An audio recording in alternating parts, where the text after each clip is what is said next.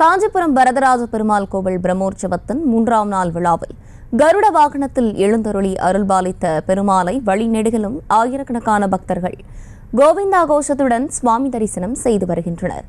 அந்த காட்சிகளை தற்போது பார்க்கலாம்.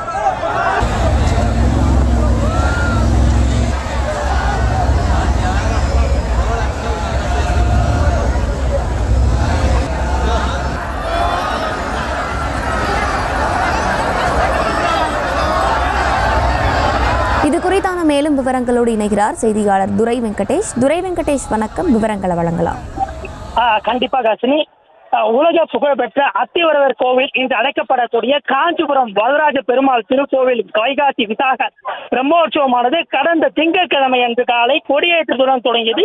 இதனிலே பிரம்மோற்சவத்தின் காலையிலும் மாலையிலும் வெவ்வேறு வாகனங்களிலே வரதராஜ பெருமாள் எழுந்தருளி காட்சியளித்து வருகிறார். அந்த வகையிலே இவ்விழாவினுடைய 3ஆம் நாள் உற்சவமாக இன்று கருதப்படக்கூடிய கருட சேவை உற்சவமானது வெகு விமர்சையாக நடைபெற்று வருகிறது. இந்த கருட சேவை உற்சவத்திலே கருட வாகனத்தின் மீது வரதராஜ பெருமாள் எழுந்தருளி தற்போது அருள்பாலித்து வருகிறார். இந்த நிலையிலே வரதராஜ பெருமாள் திருக்கோவிலிருந்து புறப்பட்ட வரதராஜ பெருமாள் சீக்கிய நம்பி திருவருக பல்வேறு பகுதிகள் வழியாக தற்போது பிள்ளையார்பாளையம் பகுதியை தற்போது வந்தடைந்திருக்கிறது. இந்த நிலையிலே இந்த வரதராஜ பெருமாள் பிரம்மோற்சவத்தை பல்வேறு பாதுகாப்பு ஏற்பாடுகளும் செய்யப்பட்டிருக்கிறது. இந்த காஞ்சிபுரம், செங்கல்பட்டு உள்ளிட்ட பல்வேறு மாவட்டங்களிலிருந்தும் நூற்றுக்கணக்கான போலீசார் தற்போது பாதுகாப்பு பணியிலும் ஈடுபட்டு வருகிறார்கள். பல்லாயிரக்கணக்கான பக்தர்கள் வருகையை ஒட்டி காஞ்சிபுரத்திலே போக்குவரத்து மாற்றங்களும் செய்யப்பட்டிருக்கிறது.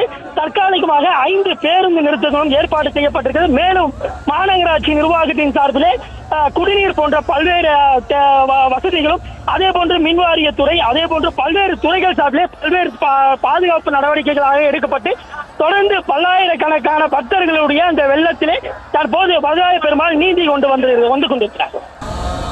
விவரங்களை வழங்கியமைக்கு நன்றி துரை வெங்கடேஸ்வரன். செய்திகளை உடனுக்குடனும் துல்லியமாகவும் தெரிந்து கொள்ள சப்ஸ்கிரைப் பண்ணுங்க.